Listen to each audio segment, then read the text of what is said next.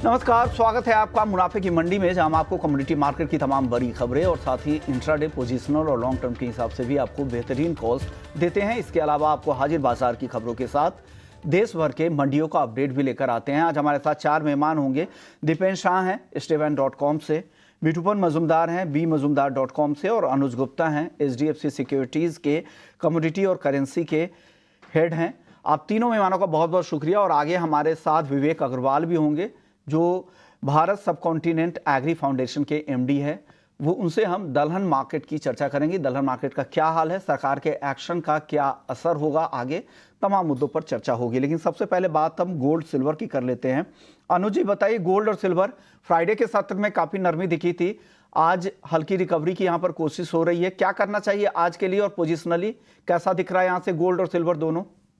Vishnu ji, good morning. देखिए, last week हमने even Friday को ही हमने एक बड़ी गिरावट आते हुए देखी और उससे पहले हमने एक बढ़त भी देखी थी। तो कहीं ना कहीं जो यूएस के डेटा है उसमें पूरा मार्केट ड्रिवन रहा। हमने देखा कि यूएस का जो मैन्युफैक्चरिंग और सर्विस पीएमआई का डेटा था, उसकी वजह से कहीं ना कहीं ऐसा रहा कि डेटा पॉजिटिव आते हुए दिखाई दिए और उसकी वजह से जो इंटरेस्ट रेट कट होने का टाइमिंग था वो क्लियर नहीं हो पाया और कहीं ना कहीं उसकी उसके बेट की वजह से हमने देखा कि एक प्रॉफिट बुकिंग हमने लास्ट ट्रेडिंग सेशन में देखी गोल्ड सिल्वर में। जहां गोल्ड दो $2360 के ऊपर चल रहा था, वहां पर गोल्ड करीबन $2330 के आसपास आता हुआ दिखाई दिया और सिल्वर जहां $31 के ऊपर चल रहा था, वो सडनली $30 के नीचे आता हुआ दिखाई दिया। तो काफी बड़ी गिरावट हमने लास्ट फ्राइडे को देखी, क्योंकि यूएस के डेटा पॉजिटिव आते हुए दिखाई दिए थे। दूसरी तरफ अगर हम देखें तो एक फिजिकल डिमांड भी हमने कुछ कम मार्केट में देखी। तो मुझे लगता है कि अभी फिलहाल थोड़ा सेंटीमेंट जो है वो एक साइडवेज टू नेगेटिव टोन में हो सकता है। तो सिल्वर हमें लगता है कि अभी बिकवाली के साथ ट्रेड हो सकती है। तो सिल्वर में करीबन 90,350 के आसपास के स्तर मिलते हैं। मीन्स सेल ऑन राइज का ये काउंटर रहेगा। वहां बिकवाली कर सकते हैं। 91,850 का स्टॉप लॉस लगाए। टारगेट 88,300 तक देखने को मिल सकता है। मुझे लगता है कि वीकली पर्सपेक्टिव से यहाँ पे ये ट्रेडिंग स्ट्रेटेजी बना के चल सकते हैं। हालांकि गोल्ड अभी भी थोड़ा सा एक साइडवेज टू पॉजिटिव है, क्योंकि जब तक $2300 का एक स्ट्रॉन्ग सपोर्ट गोल्ड ने होल्ड कर रखा, तब तक मुझे लगता है कि एक बाउंस बैक वहां पर आता रहेगा। तो गोल्ड के अंदर अगर थोड़ा बहुत डिप मिलता है तो खरीदारी का ट्रेड बना सकते हैं, मगर फिलहाल सिल्वर मुझे लगता है कि सेल ऑन राइज का कैंडिडेट हो सकता है। तो यहाँ पे बिकवाली का ट्रेड बना के चल सकते हैं। ओके, तो सिल्वर आपको लग रहा है कि आज भी बेचना चाहिए, जो गिरावट फ्राइडे के सत्र में दिखी थी वो कंटिन्यू होगी और नीचे 88,300 रुपए तक चांदी जा सकती है। लेकिन स्टॉप लॉस का ध्यान जरूर रखिएगा। हालांकि डीपर थोड़े स्टॉप लॉस यहाँ पे अनुज जी की तरफ से आए हैं। 91,850 का लगा ले, क्योंकि चांदी काफ़ी वॉलेटाइल काउंटर है, तो उस तरह के स्विंग भी देखने को मिलते हैं। तो बिना स्टॉप लॉस के यहाँ पर ट्रेड ना करें, ये ध्यान रखिएगा चांदी में। आप बताइए दीपेन जी, आपकी राय क्या है गोल्ड और सिल्वर पर? देखिए, गुड मॉर्निंग। सबसे पहले शो पे बुलाने के लिए आपका धन्यवाद। हम भी यही मानते हैं कि थोड़ा आगे जाके आपको फॉल देखने मिल सकता है गोल्ड और सिल्वर प्राइसेस में। लेकिन एक चीज आपको समझनी है कि कहीं ना कहीं ट्रेंड अभी भी मेजर ट्रेंड इंटैक्ट है पॉजिटिव की तरफ। तो अगर आप शॉर्ट सेलिंग अटेम्प्ट भी कर रहे हैं तो आपको स्ट्रिक्ट स्टॉप लॉसेस और आपको शॉर्ट सेलिंग की एक एक्सपर्टीज होना है, या कम से कम आपको शॉर्ट सेलिंग का ग्रिप होना जरूरी है। Because generally retail traders short selling easily नहीं कर पाते या नेचुरली नहीं कर पाते। तो डेफिनेटली आप शॉर्ट सेल कर सकते हैं। 72,800 73,000 के आसपास आप गोल्ड मिनी को शॉर्ट करके उसका स्टॉप लॉस रख सकते हैं 72,800 के आसपास।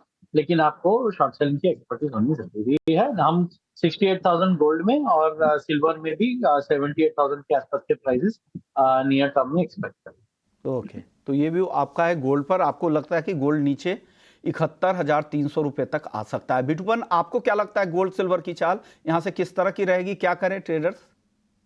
देखिए, गोल्ड सिल्वर में जो सिनारियो फिलहाल है, जो फिलहाल का जो मार्केट है, यहाँ पे एक रेंजिंग ट्रेड है एक्चुअली। लास्ट 2-3 महीने में जो एक रेंज पे बना हुआ है, क्योंकि प्रीवियस रैली के बाद मार्केट एक करेक्टिव फेज में है, जो एक हॉराइजॉन्टल रेंज पे बना हुआ है। और ये हॉराइजॉन्टल जो रेंज है, आप मान के चलिए यहाँ पे एक $150 का गोल्ड का रेंज बना हुआ है। और क्या है, यहाँ पे कोई क्लियर ट्रेंड नहीं है। ट्रेंड मतलब कोई गोइंग फॉरवर्ड आउटलुक अभी तक नहीं बना है, क्योंकि जब तक मार्केट 73,500 के ऊपर सस्टेन नहीं करता है, तो ये ट्रेंड एक्सटेंड करने के लिए थोड़ा मुश्किल होगा। लेकिन इसका मतलब ये नहीं कि ये बहुत बहुत ज्यादा बेरिश है। शॉर्ट टर्म में मार्केट एक रेंज बन सकता है, 69,500 टू 70,000 का एक रेंज बन रहा है। हाँ, लेकिन अगर हम लोग ट्रेडिंग परस्पेक्टिव से बोलते हैं, जो क्योंकि हम लोग का 1-2 महीने के कॉन्ट्रैक्ट रहते हैं या ट्रेड इंट्राडे मोस्टली रहता है, तो मैं मान के चल रहा हूँ, देखिए कल का जो क्लोजिंग था या फ्राइडे का जो क्लोजिंग था वो वीकर नोट पे था, और उसका एक फॉलो थ्रू सेलिंग बन सकता है जो हम लोग सभी मान के चल रहे हैं उसके लिए। तो फॉलो थ्रू सेलिंग अगर करना है तो एक काम कर सकते हैं, कोई पुल बैक बनता है 71,300 टू 400, एक स्ट्रॉन्ग रेजिस्टेंस जोन बना हुआ है, इसके ऊपर स्टॉप लॉस लगा के कोई पुल बैक आता है 72,000 या 7,100, ये सब लेवल पे मेरे हिसाब से सेलिंग बनेगा। बॉटम थोड़ा बन सकता है, नीचे गिर सकता है, जो अनुज ने बताया था, सभी लोगों ने बताया कि 71,300 वहां तक टारगेट बन सकता है।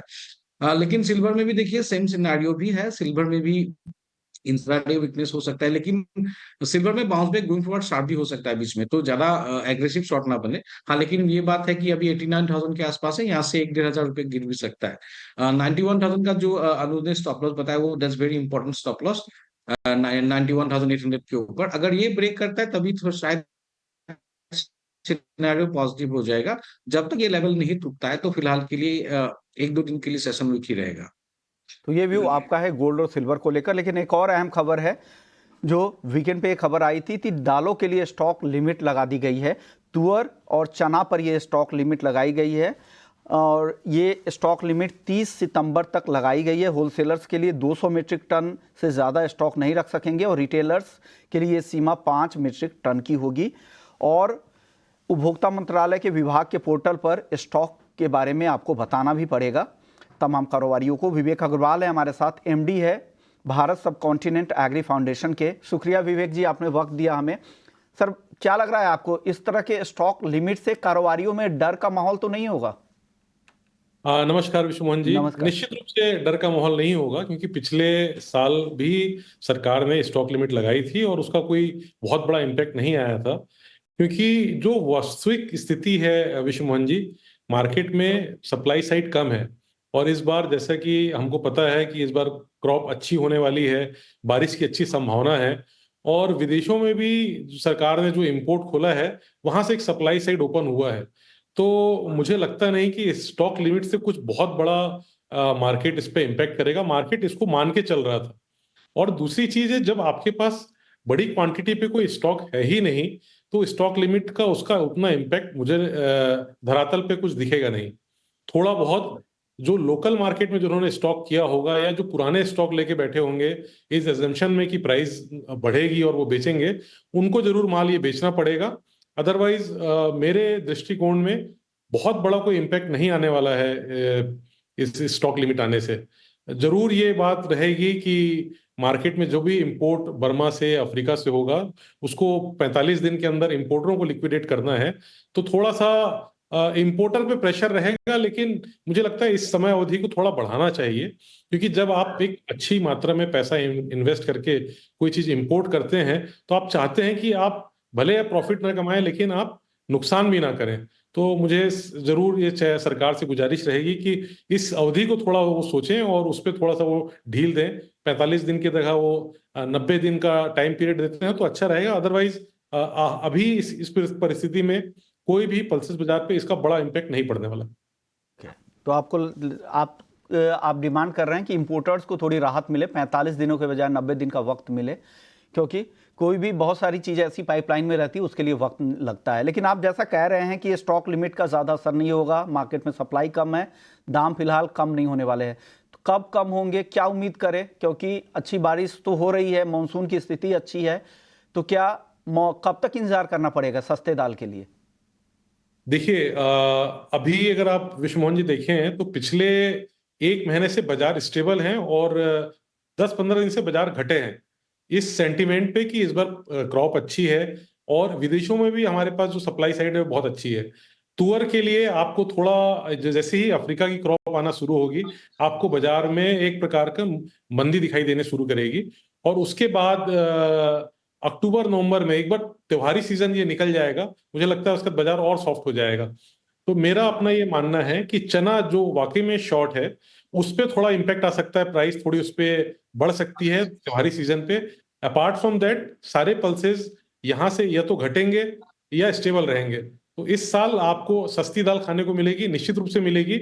और भारत सरकार ने मैं कुछ दिनों से बहुत गहराई से वॉच कर रहा हूँ, इस बार तुअर और उड़द के लिए डायरेक्ट उन्होंने बोला हुआ है कि वो डायरेक्ट प्रोक्योरमेंट करेंगे, 100% प्रोक्योरमेंट करेंगे। ऐप के माध्यम से प्रोक्योरमेंट करेंगे और मार्केट प्राइस से प्रोक्योर करेंगे। तो इन सब चीजों के कारण इस बार प्रोडक्शन मुझे लगता है कि औसत से 20 से 30% ज्यादा होगी, सोइंग बढ़ेगी और उसका इम्पैक्ट आपको प्राइसेस में देखने मिलेगा। ओके, तो उम्मीद है कि इस बार दाल सस्ता हो, जब मानसून के बाद जब स्थिति बेहतर होगी, जब इंपोर्टेड दाल भी ज़्यादा होंगे और साथ ही घरेलू सप्लाई भी बढ़ेगी, उसका यहाँ पर फायदा मिलेगा। आखिरी सवाल विवेक जी, अब मैं चने पे जाना चाह रहा हूँ, क्या लग रहा है चने में कितनी तेजी आपको यहाँ से और दिखती है? देखिए, चने की जो एक्चुअल तेजी है वो आपको समझ में आएगी जब त्योहारी सीजन स्टार्ट होंगे, क्योंकि सरकार ने भी जो आंकड़े दिए थे और जो मार्केट ने भी आंकड़े दिए थे, उससे भी काफी कम जो मार्केट में जो सप्लाई साइड थी वो थी। तो ये मान के चलिए कि अगर फेस्टिवल सीजन स्टार्ट होता है तो 2 से 3 रुपए किलो और हम तेजी इसमें देख सकते हैं, और मेन पीक पे थोड़ा 1 आध रुपए और बढ़ जाए, बट वो अपने आप पे चरम होगा, क्योंकि येलो पीस ने काफी अच्छे से उस प्राइस को सब्स्टिट्यूट किया हुआ है। ओके, शुक्रिया विवेक जी, आपने वक्त दिया हमें और सभी दालों पर आपने अपनी राय रखी कि दलहन मार्केट का क्या हाल होगा, स्टॉक लिमिट का जो फैसला हुआ है उसका क्या असर होगा। चलिए आगे बढ़ते हैं, कुछ एग्री मार्केट की बात कर लेते हैं। एग्री मार्केट में आज हल्दी काफ़ी कमज़ोर नज़र आ रही है। फ्राइडे के सत्र में भी हमने देखा था कि हल्दी सबसे कमज़ोर थी और आज भी यहाँ पर गिरावट है। हालांकि शुरुआती गिरावट थोड़ी कम ज़रूर हुई है, लेकिन अभी भी टर्मरिक का अगस्त का वायदा 1.25% नीचे है, 17,150। 16,800 तक फिसल गई थी हल्दी, लेकिन वहाँ से थोड़ी देखें तो रिकवरी आई है, लेकिन अभी भी कमज़ोर है। अब बताइए अनुज जी, क्या हो रहा है हल्दी में, आगे क्या लग रहा है, हल्दी में आगे किस तरह की चाल दिखेगी यहाँ से? विष्णु जी, देखिए, मॉनसून का इम्पैक्ट है और जिस तरीके से हम मॉनसून अग्रसर होते हुए दिख रहे हैं, हम देख रहे हैं सभी एग्रीकल्चर कमोडिटी में कुछ कुछ गिरावट यहाँ पर दिख रही है। पर्टिकुलर अगर हम देखें तो स्पाइसेस में हल्दी के अंदर यहाँ पे एक सेंटीमेंट और नेगेटिव हुआ है। हालांकि अगर आप बाकी स्पाइसेस की बात करेंगे तो वहां पर एक अच्छा सपोर्ट रहा है और बाकी कमोडिटी में भी कुछ सपोर्ट आता हुआ दिखाई दिया है। बट अभी फिलहाल मुझे लग रहा है कि टर्मरिक में जो सेलिंग आई है, ये एक अपॉर्चुनिटी हो सकती है खरीदारी करने के लिए, क्योंकि एक्सपोर्ट डिमांड भी काफी अच्छी है। तो मुझे लगता है कि अगर प्राइस नीचे आते हैं तो खरीदारी का ट्रेड देखने को मिल सकता है। और हम देखेंगे तो कहीं ना कहीं हमने देखा है कि टर्मरिक ने इस साल काफी अच्छे रिटर्न्स भी दिए हैं। तो हमें लगता है कि टर्मरिक में अभी भी जो फ्यूचर है वो अच्छा पॉजिटिव है, और इन स्तरों पे हमें लगता है कि खरीदारी देखने को मिल सकती है। फिजिकल मार्केट में एक्सपोर्ट डिमांड के थ्रू भावों को सपोर्ट मिल सकता है। ओके, जीरा आज काफी मजबूती दिखा रहा है, 3.5% ऊपर है। क्या लग रहा है अब यहाँ से जीरा? जुलाई वायदा देखिए 29,765 के आसपास है, 3.5% ऊपर, और अगस्त का वायदा 29,350 के ऊपर है। आप बताइए दीपेन जी, जीरे पर आपकी राय क्या है? देखिए, हमारी राय बाउंस बैक की है, तेजी की है। अगर आप देखेंगे तो प्राइसेस जो हमें लग रहे थे कि 22-23 हजार से ऊपर आएंगे तो वो ऑलरेडी आ चुके हैं, और हम 31,400 to 500 के टारगेट रख रहे हैं। और अगर ट्रेंड कंटिन्यू रहा तो 15 अगस्त आजादी के दिन, इंडिपेंडेंस डे के दिन, आपको कहीं ना कहीं जीरा 35,000 के आसपास देखने मिल सकता है। तो हम एक्सपेक्ट कर रहे हैं कि जीरे में थोड़ा पुल बैक आ सकता है बाउंस की उम्मीद कर रहे हैं। और धनिया हल्दी पर दीपेन जी आपकी राय क्या है? तो देखिए, हल्दी से रिटेल इन्वेस्टर को हम काफी समय से दूर रहने की सलाह दे रहे हैं। हमारा मानना है कि अगर 15,000 के नीचे का क्लोज आएगा, जो अभी 16,800 के आसपास बहुत ही क्लोज ही था, तो अगर उसके नीचे क्लोज आता है तो आप जीरा की तरह इसमें भी मंदी का माहौल देखेंगे, जो बीच में जीरा में आया था, और यहाँ पे प्राइसेस फिर से 14,000 के आसपास जा सकते हैं। तो थोड़ा दूर रहने की सलाह होगी जब तक टर्मरिक के प्राइसेस में वोलेटिलिटी है वो कम नहीं हो जाती और प्राइसेस थोड़े स्टेबलाइज नहीं हो जाते। धनिया थोड़ा लैक लस्टर्ड है, 6,800 के आसपास अगर अपॉर्चुनिटी मिलती है तो मार्जिन बाइंग अटेम्प्ट कर सकते हैं, अदरवाइज धनिया से अभी दूर रहते हैं।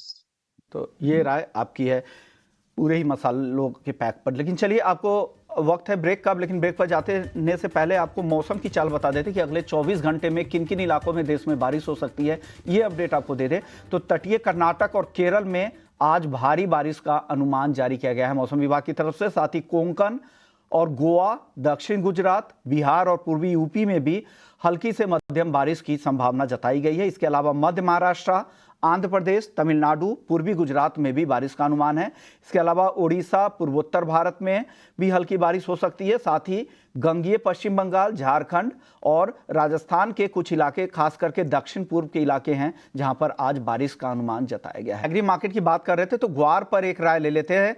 अनुज जी, ग्वार में बताइए, काफी लंबे समय से सीमित दायरे में है, आज भी देखिए सुस्ती ही दिख रही है, उस तरह की एक्टिविटीज नहीं है, हल्की तेजी कह सकते हैं। ग्वार सीड और ग्वारगम में 10,600 के आसपास ग्वारगम का वायदा है और ग्वार सीड का जुलाई का वायदा 5400 रुपए के ऊपर है। हाँ, मामूली तेजी दिख रही है। क्या लग रहा है ग्वार सीड ग्वारगम में यहाँ से? देखिए, फिजिकल डिमांड की वजह से एक रिकवरी यहाँ पर आती हुई दिखाई दी है। हमें लगता है कि एक शॉर्ट कवरिंग फिजिकल डिमांड में आ सकती है, फिजिकल डिमांड यहाँ पे बढ़ सकती है, मॉनसून का भी इम्पैक्ट है। तो हमें लगता है कि अगर शॉर्ट टर्म के लिए एक बाउंस बैक एक्सपेक्ट कर सकते हैं। हालांकि ग्वारसीड ग्वारगम काफी दिनों से एक रेंज में है, बट हाँ, ये अभी ये रेंज के निचले स्तरों पर आई है, जहां पर हम एक एक्सपेक्ट कर सकते हैं बाउंस बैक। तो मुझे लगता है कि प्राइस सपोर्ट जोन के आसपास है, जहां से रिकवरी ग्वारसीड ग्वारगम में देखने को मिल सकती है। कि आप बताइए दीपेन जी, आपकी राय क्या बन रही है ग्वार पर? देखिए तेजी की संभावनाएं काफी बढ़ चुकी है। हमारा मानना है कि गुआर सीड में जो हम एक्सपेक्ट कर रहे थे कि 5200 के बॉटम बन सकता है, वो लगभग ऐसा लग रहा है कि इंटैक्ट है। हमने डिप्स देखे, डिप्स में से अच्छी खरीदारी भी देखने मिली है। आई थिंक ट्रेडिंग अपॉर्चुनिटी के लिए अच्छा समय है। आप गुआर सीड में बाइंग करके चल सकते हैं लॉन्ग टर्म के लिए, और गुआर गम में आप ट्रेडिंग अपॉर्चुनिटी ढूंढ के भी खरीदारी करके कर सकते हैं। ओके, चलिए अब बात करते हैं फिर से नॉन एग्री मार्केट की, क्रूड की, जहां पर ब्रेंट क्रूड को देखें तो $85 के आसपास है। जो एक हाल की जो डिक्लाइन है, जो 2 दिनों की डिक्लाइन है, उसके बाद अब यहाँ पर दायरे में कारोबार हो रहा है। क्या करना चाहिए? 6700 के आसपास MCX पर क्रूड का भाव है, 6740 पे। विटुपन, आपकी राय क्या है? कच्चे तेल में आगे किस तरह की चाल रहेगी? देखिए, क्रूड ऑयल में एक अच्छा रिकवरी हुआ है। 6000 समथिंग से ऑलमोस्ट 6800 के आसपास बाजार पहुंच गया, ऑलमोस्ट 700 पॉइंट रैली। तो यहाँ पे देखिए, एक चीज अच्छा है कि बाजार 6550 के ऊपर होल्ड कर रहा है। तो ये थोड़ा सा लग रहा है कि थोड़ा पॉजिटिव बायस है। तो अभी फिलहाल के लिए मुझे लग रहा है कि 1-2 दिन या 3 दिन के लिए लगता है बाजार थोड़ा सा रेंजिंग रहेगा, क्योंकि रैली काफी स्ट्रांग है। अभी यहाँ पे कंसोलिडेट भी कर सकता है। तो मुझे रेंज दिख रहा है 6550 max on the bottom side F60, और आपको ऊपर 6850 जैसा लग रहा है। तो यहाँ पे कोई डिक्लाइन मिलता है, जैसे कि अभी 6700 के आसपास बाजार चल रहा है। तो 6650 ये सब लेवल आने से मेरे हिसाब से प्रिफरेबली कंफर्टेबल बाइंग रहेगा, विद स्टॉप लॉस बिलो 6550, और टारगेट 6800 टू 6850 तक हम लोग देख सकते हैं। 800 के ऊपर भी भाव जा सकता है। जो ये टेक्निकल हल्की नरमी आई है, लगातार दूसरे दिन हल्की नरमी दिख रही है। एक अच्छी तेजी के बाद ये दायरे में कारोबार हो रहा है। अनुज जी, आपको क्या लग रहा है किस तरह की, क्योंकि ज़्यादातर खबरें हैं, जैसा विटमन भी बता रहे हैं, ज़्यादातर खबरें भी, फंडामेंटल्स भी काफ़ी सपोर्टिव है, चाहे वो खाड़ी देश वाला मामला हो या फिर रूस के रिफाइनरी पर जो यूक्रेन की तरफ से जो ड्रोन अटैक हो रहे हैं उससे बना तनाव हो। क्या लग रहा है किस तरह की चाल दिख रही है क्रूड की अब? देखिए, डेफिनेटली जियोपॉलिटिकल टेंशन का असर हमने लास्ट वीक भी देखा था कि एक पॉजिटिव क्लोजिंग रही थी। इस हफ्ते भी देखें तो ऑलमोस्ट 80 के आसपास आपका WTI ट्रेड करता हुआ दिख रहा है, और MCX में भी आप देखेंगे तो 6700 के ऊपर सक्सेसफुली ट्रेड कर रहा है। तो कहीं ना कहीं बाय ऑन डिप्स की स्ट्रेटेजी यहाँ पे रही है, और क्रूड का जो ट्रेंड है वो हमने देखा है कि लोअर लेवल से रिकवर भी हुआ है। तो मुझे लगता है कि करीबन 6675 के लेवल्स मिलते हैं तो खरीदारी करना चाहिए। 6605 का स्टॉप लॉस लगाएं। टारगेट 6800 तक देखने को मिल सकता है। तो मोमेंटम अगर आप देखेंगे तो पॉजिटिव साइड में है, और हमें लगता है कि यहाँ पे खरीदारी का ट्रेड देखा जा सकता है। ऑप्शन साइड की अगर बात करें तो यहाँ भी 6800 की कॉल ऑप्शन करीबन 136 के आसपास चल रही है, उसमें भी खरीदारी का ट्रेड बना के चल सकते हैं। तो हमें लगता है कि अभी मोमेंटम है, और अगर हम WTI लेवल्स की बात करें तो लग रहा है कि 82 से लेकर $83 तक के लेवल WTI में देखने को मिल सकते हैं। तो बाय ऑन डिप्स का स्ट्रेटेजी क्रूड में यूज कर सकते हैं। तो 6675 के लेवल पे खरीदना है कच्चे तेल को, और 6800 का टारगेट अनुज जी को यहाँ पर लग रहा है। जो एंट्री का लेवल है एक बार उसे आप ध्यान से रखिएगा, 6600 नहीं 6675 के लेवल पे खरीदारी करनी है। आप बताइए दीपेन जी, आपकी राय? देखिए, ट्रेंड की बात करेंगे तो ऐसा लग रहा है कि थोड़ा अपस्विंग में ही है। हमने देखा है कि प्राइसेस 6800 के आसपास जाते हैं और वहां से फिर से रेंज में प्रॉफिट बुकिंग आती है और 6200 के आसपास चले जाते हैं। लेकिन क्योंकि अंडरटोन अभी भी पॉजिटिव है, तो खरीदारी करने की सलाह होगी। क्रूड मिनी कॉन्ट्रैक्ट अवेलेबल है, तो आप उसमें ट्रेड करें ताकि आपका रिस्क आप कम से कम रख सके, और होपफुली इस बार 6800 के ऊपर का ब्रेकआउट मिले, और उसके बाद फिर नए लेवल्स हम आपको बता पाए। तो ये राय आपकी तरफ से है। हालांकि टारगेट आपके भी 6800 के ही है, 6550 के स्टॉप लॉस के साथ खरीदारी की सलाह। बेस मेटल्स में आज भी दबाव दिख रहा है, 847 के आसपास कॉपर है, एल्युमिनियम 230 के नीचे है, जिंक आधा % कमजोर है 256 के आसपास, लेड दायरे में है 188 रुपये 60 पैसे पर। दीपेन जी, बेस मेटल्स पर आपकी राय क्या, टॉप पिक क्या है आपकी यहाँ पर? अगर बेस मेटल की बात करेंगे तो लेड काफी समय से नीचे ही रहा है, तो हम एक्सपेक्ट कर रहे हैं कि ये साइडवेज ही रहेगा, तो लेड को ट्रेडिंग अपॉर्चुनिटी से अवॉइड कर सकते हैं। आप एल्यूमिनियम पे ध्यान दीजिए, 227-28 के आसपास आता है, तो वहां पे एक बार खरीदारी करने की कोशिश कर सकते हैं। कॉपर और जिंक दोनों में ही हम एक्सपेक्ट कर रहे हैं कि थोड़ा प्राइसेस में और नरमी आ सकती है, तो प्रॉफिट बुकिंग का इंतजार करें। एक बार प्रॉफिट बुकिंग आ जाता है, उसी के बाद आप खरीदारी करने की कोशिश।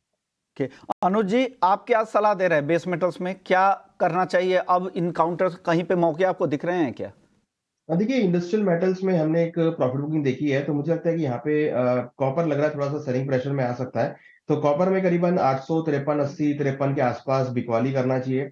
स्टॉप लॉस करीबन 857, 50 का लगाएं। टारगेट नीचे करीबन 844 तक देखने को मिल सकता है। तो अगर आप देखेंगे तो सभी बेस मेटल में थोड़ा सा डिफरेंट डिफरेंट ट्रेंड, अगर हम बात करें कॉपर में, तो वहां पे एक सेलिंग प्रेशर आता हुआ दिख रहा है। जिंक, एल्यूमिनियम थोड़े से रुके हुए दिखाई दे रहे हैं, तो सेलिंग साइड थोड़ा सा मुझे लग रहा है कि आज देखने को मिल सकता है, क्योंकि जिस तरीके से लास्ट वीक डेटा आए थे, वो डॉलर में जो स्ट्रेंथ आप देखेंगे तो डॉलर भी ऑलमोस्ट 106 के आसपास आता हुआ दिख रहा है, तो उससे कहीं ना कहीं बेस मेटल में सेलिंग प्रेशर दिख रहा है। तो कॉपर मुझे लगता है कि इंट्राडे के लिए सेलिंग का कैंडिडेट हो सकता है।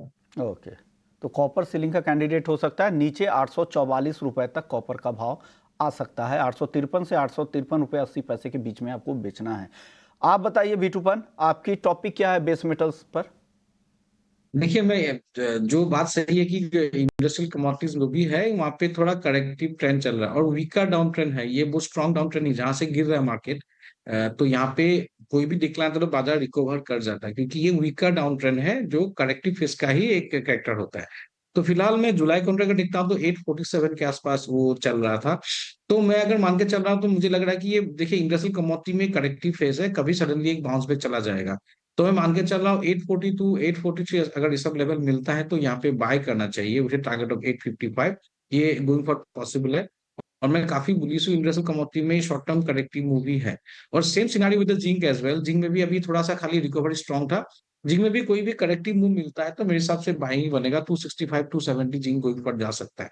तो फिलहाल के लिए मोर सेफर बेट कॉपर डिक्लाइन में अगर बाय कर सकते हैं, जहां पे जब लोग जो शॉर्ट वाले प्रॉफिट बुक करें, वहां पे मेरे हिसाब से प्रिफरेबल बाइंग रहेगा। ओके, यानी थोड़ी सी कॉन्ट्रा व्यू है, लेकिन हालांकि डिप पे खरीदारी की सलाह यहाँ पर ब्यूटीफुल दे रहे हैं। इनको लग रहा है कि करेक्टिव फेज है, थोड़ी गिरावट और आने दे, उसके बाद आप नई खरीदारी भी कर सकते हैं।